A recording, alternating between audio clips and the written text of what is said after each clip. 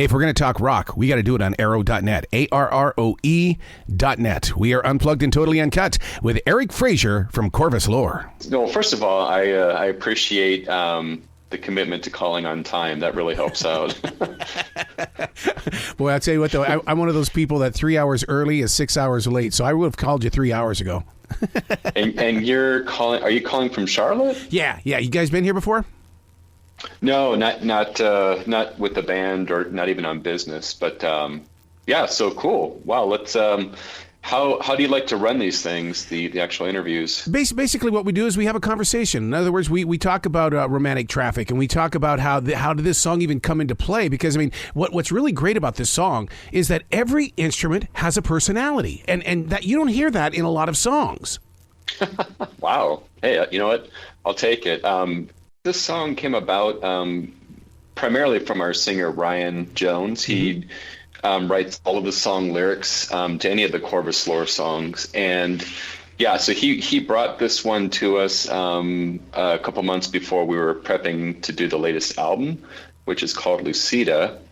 And as soon as I heard that opening riff, I knew right away that it was going to be a song that was going to have impact and definitely fit with the style of songs that we were trying to write, which pays homage to the type of rock music that we listen to and absorb and follow. And, you could think of bands like Stone Temple Pilots or The Cult, even some, harken back to, Zeppelin. And so from a music standpoint, obviously that tune centers around that, the guitar riffs. And so when we got it into the studio, we worked, with our producer, Tim Narducci, and who is not only just an excellent producer and knows how to record and mix guitars, but he's also an excellent guitar player. So and when it came time to doing like layers and adding in ideas for the song structure, Tim was all in terms of like, hey, if you've got a melody guitar line or you've got a second or third guitar you want to add on these choruses, and we would just bounce back ideas. Yeah, and that's how we ended up with the song as it exists today. So then when you start layering the music and things like that, what do you do for the live performance? Because, I mean, you can't go out there and unless you're going to bring in the whole orchestra to layer it out there. Yeah, that's a very good point. Well, so our singer Ryan also plays rhythm guitar, so we do have the approach of there being like a foundational guitar at all times, and then he and I will just split guitar duties. So on a song like Romantic Traffic, there's a few things happening in the chorus. So I really I look at it as a roadmap, and I say on the first chorus I want to hit these things. On the second chorus I'm going to add in this chord inversion and go up higher on the neck and just try to build some interest or tension. And so that's primarily the song from a musical standpoint. The lyrics are also actually pretty interesting. I can talk about that for a minute as well. Absolutely, because I mean, first of all, we're in this age where people are writing music and they're sharing their stories, but what they're not hearing are the actual the physicality of how a song can come together. Because the one thing about hip hop is that you can just put anything on it, it's going to sell. But that's not. But real songwriting, like Romantic Traffic, this right here, it has to be crafted. It has to be textured and things. So I'm always anxious to find out how you guys brought it all together. Yeah. Well, first of all, thank you for saying that. Again, our singer Ryan is the lyricist for the band, and what I really appreciate about the way he will craft lyrics is that they're never on the nose. You'll never hear, I love you, baby, but you left me, that type of stuff. But this particular song, it came from his job outside of our band and having to do travel to the Far East, having to go to places like Taiwan and elsewhere, and he would always hear from either family members or people close to him, wow, you get to go to China, that must be exciting. And so the song lyrics dance around the idea of how romanticized, and people can view having to do travel, especially for work. But the reality is that it's tough, and it's tough on relationships and the pressures, especially when you're traveling for work, of having to make good on either projects or just even trying to stay in touch with people. And so, the first lines out of the gate on that song are, lights flicker on the headlight, one ticket for the show. So Ryan's basically telling you, we're starting this thing. Here's the start of the song. And the next line is rolling Chinese jazz, and it's a silver screen alone. So in his time in China, he's being, he's spending time with other coworkers and vendors, and one of the things they did was they went out and listened to local music, which one of the venues happened to be doing Chinese jazz. And so that's he's definitely weaving in some lines from his actual experiences there, and also just putting his creative spin on it, which I think is great. I'm a daily writer, so I love wordplay. I love doing things with words that really isn't part of the norm. But then when people look at you and they kind of go, I don't get it. It's like, then I did it right, because this way you can at least think about what has been written, and I call that hidden speak is what I do. Because if I just blatantly say it, then there's no fun in that conversation. Yeah, exactly. The website. Yeah, we got to talk about that website. That picture of the band. That how long did it take to get that perfect shot? You mean our promo picture? Yeah. That so we have worked with this photographer. Her name is Jenny Cash, and she does photography for BAM, or Bay Area Music Magazine, out in San Francisco. Oddly enough, that particular picture was taken inside of a local small clothing store that happened to be in her general vicinity. We cleared out a corner, and Era, as you can probably imagine, you've got to shoot 200 to 300 to get 5 great ones. That's what I'm saying. Yeah, I mean, and of course, it's does this band member, is their head cocked in odd way, or does this guy have his eyes closed? But yeah, I think that one came out pretty well. I think it's a good representation of the band, and so we've been using it for a lot of promo, certainly with Valley of Fire Records, who is our record label. Speaking of that, Valley of Fire, I wish you probably are reading my notes somehow, some way, because boy, you guys are promoting Valley of Fire in a huge way, right there on the video, right there on on the website, everything like that. I usually don't see the actual label or anything like that with most bands. Mm-hmm. Yeah, well, so Valley of Fire is a very small operation. At this time, it's 2 people, and so one of which is our record producer, Tim Narducci. He along with his partner JJ Garcia set out to launch their own independent record label in probably around January this year. So we were the first ones to get on the ground level, and it was extremely special for us because, number one, they were believers in the type of music and the songs that we want to put forth to our audience, and they also, they don't just do one style of rock music. It's not just core metal or doom rock, or so their focus is really finding bands that they believe in, that they enjoy the songwriting and want to promote. So that, yeah, we're definitely 100% behind them.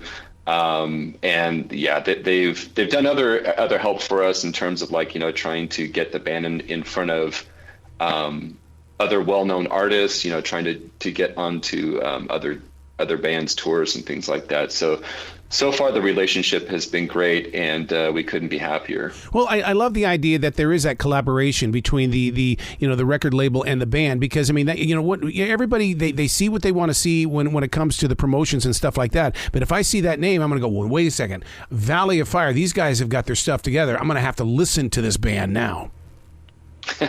You know what? You bring up a good point. There is kind of this I don't know if it's transparent or apparent, value in terms of bands having the support of a label versus trying to do everything 100% on their own. Mm-hmm. We did do our first album self recorded, self-promoted, handled all the distribution.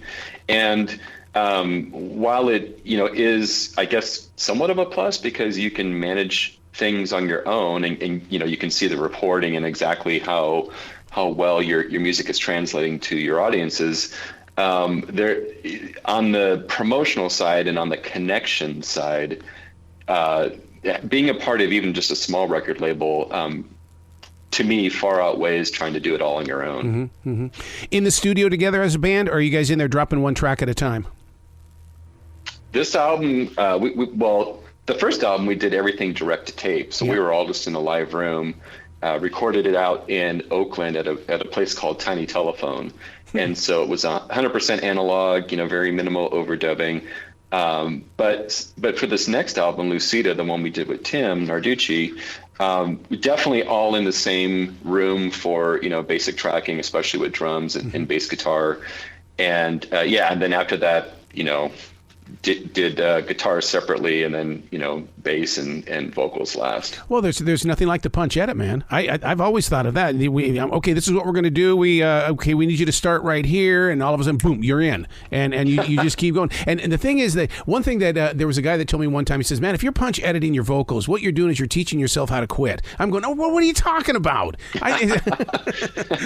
Well, what? Actually, I'm glad you brought that up because I've also, I'm a fan of studio recording, the discipline behind it, the techniques that people use. And I'm definitely not a fan of, someone that will just use Pro Tools and copy and paste and stack, guitar tracks and just try to create a brick wall of guitar tones, just trying to maximize the decibels, right, and get that heaviest amount of compression. In fact, when we went with Tim, one of the first things he did, like with the guitar tones, because Ryan and I both use amps made by a local builder in Santa Cruz called Kevin Hallbrook, and they're all kind of Marshall Plexi, of the late 60s, early 70s era type tones. Tim right away would say, take your gain, turn it on 2 instead of 7, and let's get your volume maximized. And he really tried to get things to sound bigger by doing less, if that makes sense. Yes, it does. Everybody wants number 11, man. Number 11. You got to hit 11. So it's absolutely. Oh my God. And I think listeners are smarter than that. They just don't know that over compressed music really does, it crowds up their head, and especially when they're wearing earbuds and stuff like that. They needed to find that definition. Yeah, I was even trying to listen to. I think it was Ozzy Osbourne's Patient number 9. I think it was something, a tune or an album he just recently put out. And right away you could just tell, man, does this sound unorganic, manufactured, copy and pasted? Just to me, it doesn't. I don't find that appealing in the least bit. But that could be just my own personal taste. No, I totally get that, because it's one of those things where like you take a song like Benny and the Jets from Elton John, where he fabricated that live audience. Man, that wasn't a good time, because I was just getting into Kiss Alive, and I was getting into Frampton Comes Alive, and then you give me a fake audience. What are you doing, dude? You and me both, man. I guess you and I are probably of the same era. Yeah, I was definitely listening to the same type of kind of glam and early stages of rock. And I definitely came up during the era of guitar heroes like Eddie Van Halen and Randy Rhoads, but as I got older, the idea of writing songs that you'd want to listen to more than once, to me became more of a primary directive than trying to be speedy shredded guitar type playing. One of those songs that I wanted to listen to more than once, Boxing Ballerina. And it's because I'm addicted to those damn fingers on that guitar. Yeah, Boxing Ballerina was our first single. That song came about I was fiddling around with open G guitar tuning, and that opening riff came, like just tuned my guitar to G and somewhat had that opening guitar riff.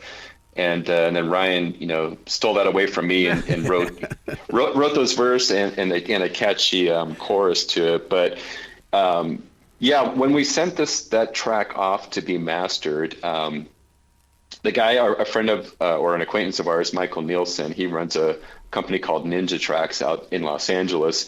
He shares his office with his partner, and he got the track from me. And he put it on, his studio monitors and was turning it up to volume.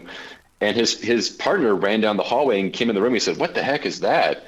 And he goes, "It sounds like a cross between like Stone Temple Pilots meets the Black Crowes or something along those lines." And he told me that, and I took it as a complete compliment, not derogatory in the least bit.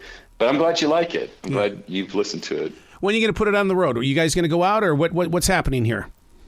We have we've done some shows in Southern California and just completed a show last weekend in more the Northern California area.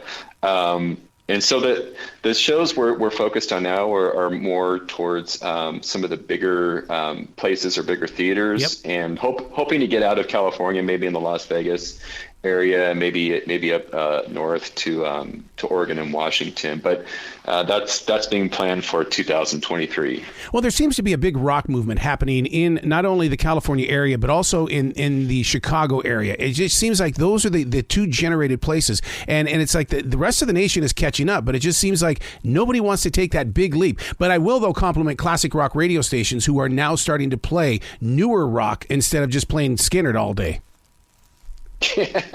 Yeah, exactly. That you would look to those channels or those sources to hopefully carry the torch forward for making lesser known bands visible.